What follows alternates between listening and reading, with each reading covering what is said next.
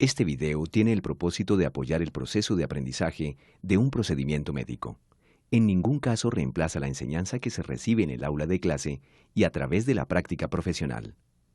Las recomendaciones aquí presentadas son sugerencias basadas en la experiencia del asesor de contenidos.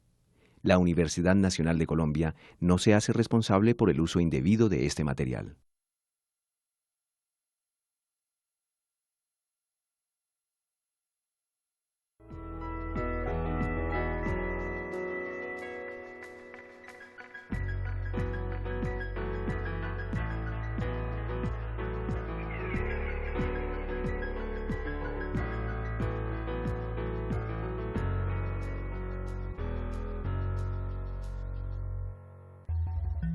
El médico general, en su ejercicio profesional, debe tener un conocimiento sobre el examen otorrinolaringológico, con el fin de hacer una adecuada valoración, poder sospechar o detectar patologías que requieran de un manejo mediato o inmediato por el especialista. En este video encontrará los pasos y el orden a seguir en el examen otorrinolaringológico por parte del médico general, los elementos e instrumental necesarios para la realización del examen otorrinolaringológico, las patologías frecuentemente encontradas.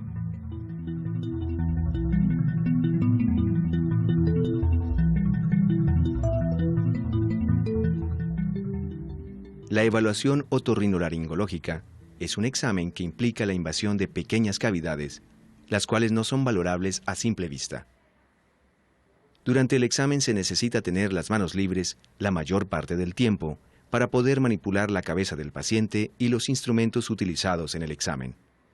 Es conveniente seguir un orden preestablecido durante su realización.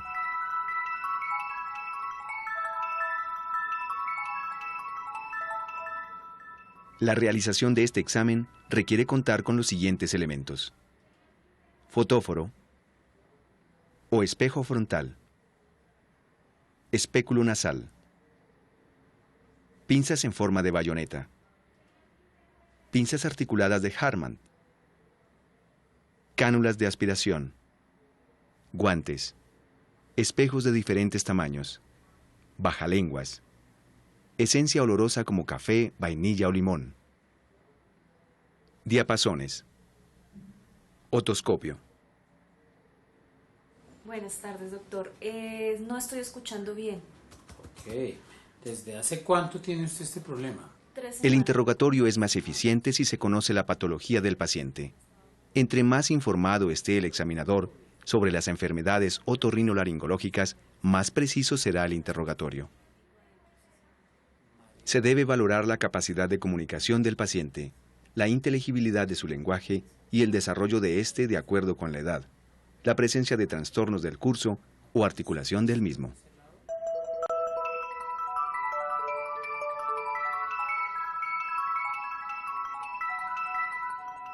El examen se inicia en el oído derecho, revisando las siguientes regiones.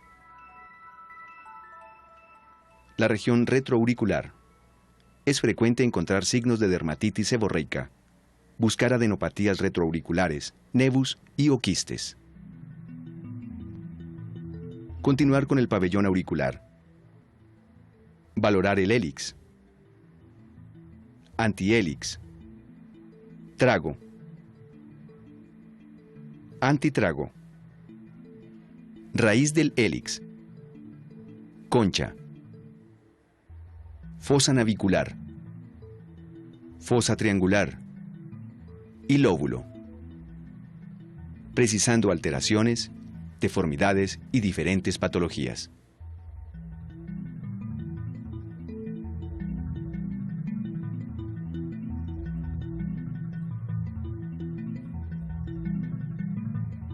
Luego, el conducto auditivo externo. Examinar inicialmente con luz frontal, palpar el trago y movilizar el pabellón, detectando la presencia de dolor. En caso de otalgia, manipular con cuidado al pabellón o al trago. De lo contrario, se podrá aumentar la intensidad del dolor.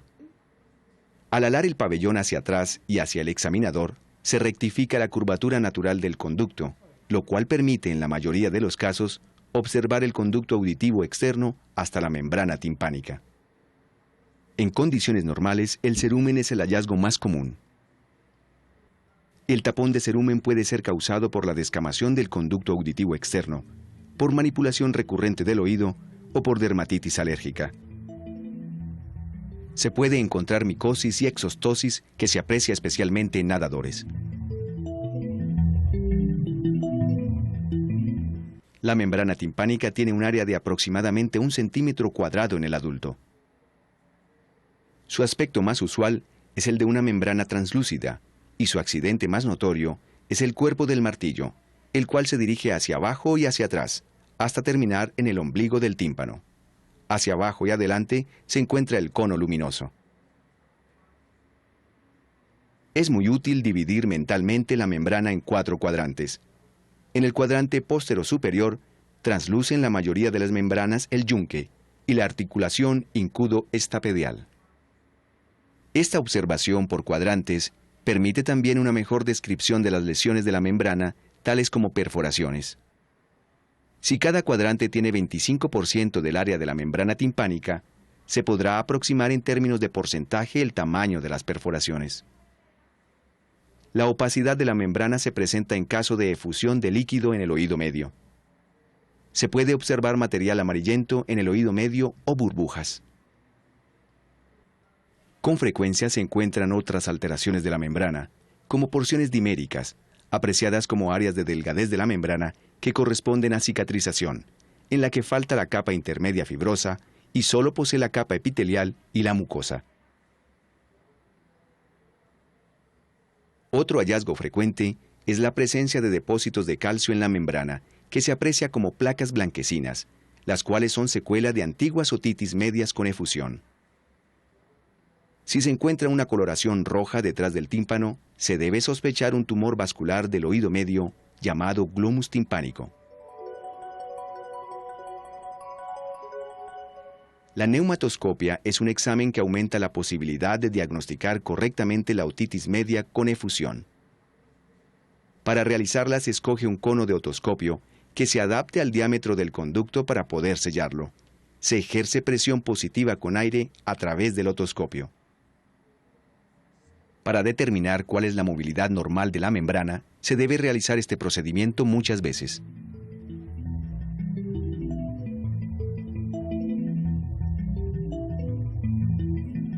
Continuar el examen con diapasones.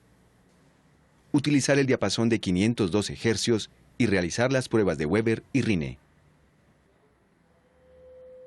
Para la prueba de Weber, colocar un diapasón vibrando en el centro de la cabeza e interrogar al paciente si lo escucha igual en sus 2 oídos, o si por el contrario, se escucha mejor en un solo lado.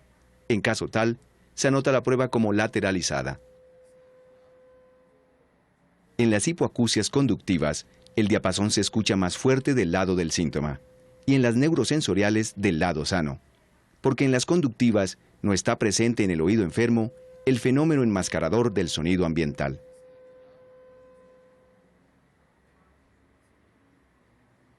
En la prueba de Rinne, comparar la audición por vía ósea y por vía aérea del mismo lado. En condiciones normales o en hipoacusias neurosensoriales, la audición por vía aérea es mejor que por vía ósea y se anota como Rinne positivo. En las hipoacusias conductivas, se escucha mejor el diapasón por vía ósea y se anota como Rinne negativo.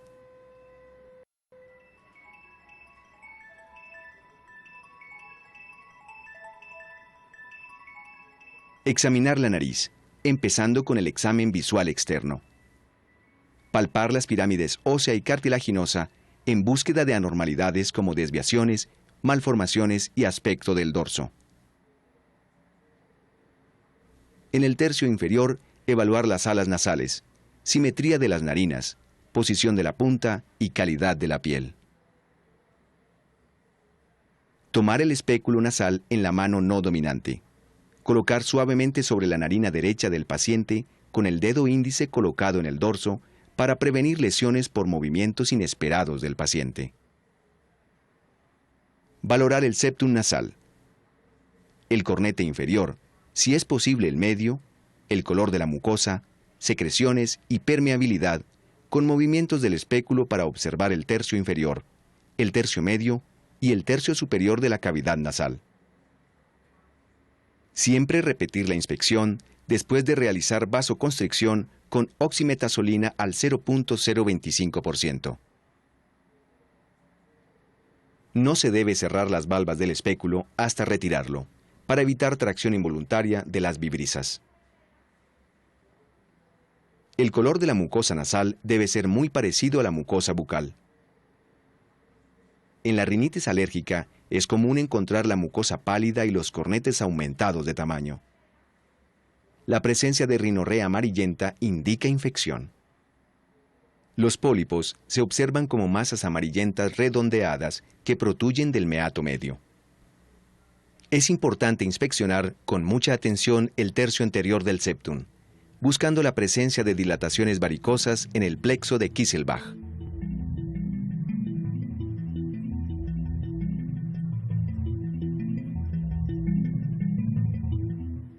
Realizar la rinoscopia posterior. Valorar la rinofaringe con un espejo pequeño. Es la parte más exigente del examen otorrinolaringológico. En ocasiones, requiere la colocación de anestesia local. Ubicarse frente al paciente. Deprimir la lengua con un bajalenguas usando la mano no dominante. Introducir el espejo detrás del paladar blando de manera que se refleje toda la rinofaringe. Es necesario mover el espejo sobre su eje para recomponer mentalmente toda la superficie de la rinofaringe. Puede ser reemplazada por la visualización directa de la nasofaringe con endoscopios flexibles o rígidos cuando sea necesario. Aporta valiosa información acerca del tamaño de las adenoides o posibles masas en esta región. En el examen inicial de la orofaringe no es apropiado pedirle al paciente que saque la lengua, ni tocar el tercio posterior de la misma con el bajalenguas, porque le desencadena náuseas. Cualquier lesión sospechosa se debe examinar detenidamente y, si se considera necesario, tomar biopsia, remitir a valoración especializada.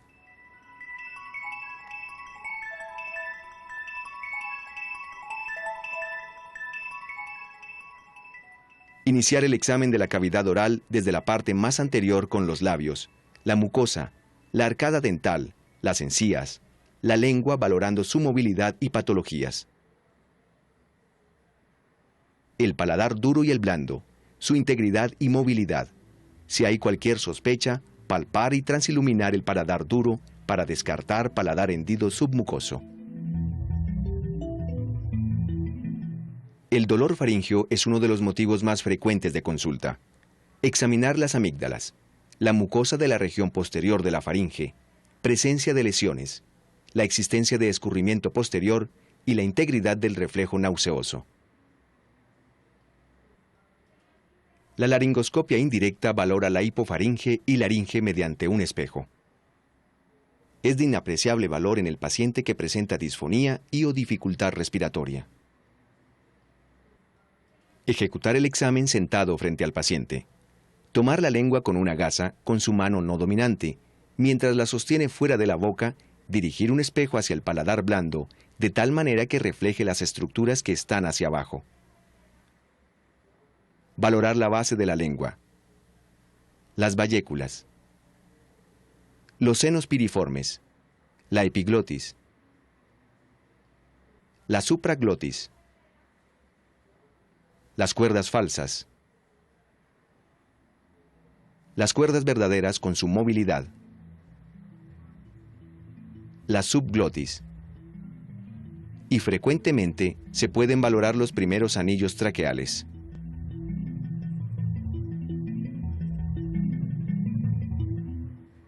Inspeccionar el cuello en búsqueda de lesiones de piel y masas notorias. Palpar la laringe en la línea media y movilidad de la misma. Adenopatías submentonianas, submaxilares, yugulares anteriores y yugulares posteriores. Palpar la glándula tiroides y la movilidad de la misma o de cualquier masa presente.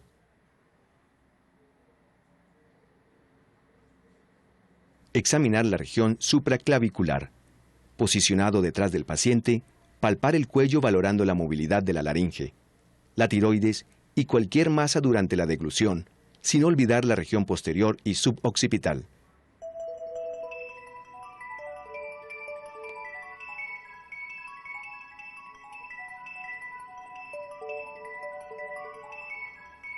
Los pares craneales emergen todos en la base del cráneo y por lo tanto deben ser evaluados en un examen otorrinolaringológico completo. El nervio olfatorio, primer par, se explora con esencias aromáticas como vainilla, café o limón. Si el paciente no percibe olor, se utiliza el amoníaco. Los simuladores dicen no percibir este aroma, pero es tan irritante que estimula las fibras del quinto par. Para examinar el nervio trigémino, quinto par, se toma el reflejo corneal con un algodón y se explora la sensibilidad de los tres terrenos faciales. Los pares oculomotores tercero, cuarto y sexto se valoran observando los movimientos de los globos oculares, pidiéndole al paciente que mire hacia arriba, hacia abajo y hacia los lados. El nervio facial, séptimo par, se valora observando la movilidad de la cara. Para valorar el nervio espinal, undécimo par, examinar la fuerza del movimiento de los hombros. El nervio vestíbulo coclear, octavo par o auditivo, se examina con diapasones. Al examinar la faringe y la laringe, se valora los pares noveno, décimo y duodécimo, específicamente cuando se examina el reflejo nauseoso, la movilidad del paladar, de las cuerdas vocales y de la lengua.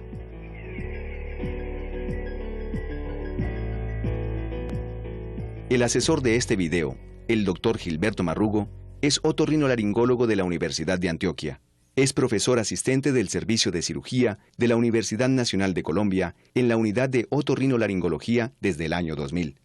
Es coordinador de dicha unidad desde el año 2002.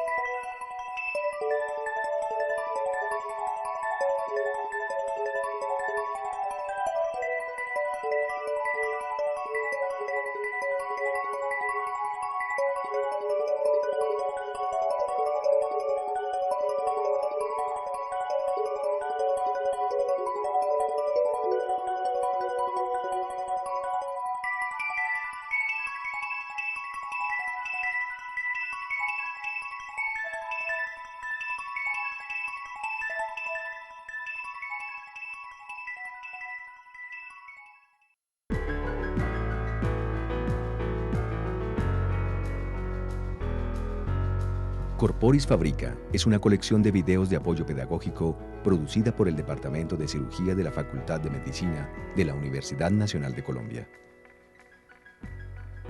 Está dirigida al médico general y al estudiante de medicina que los puede utilizar como documento de aprendizaje y consulta. Permite la visualización y la explicación detallada de procedimientos médicos básicos cuantas veces quiera en la casa o en el consultorio.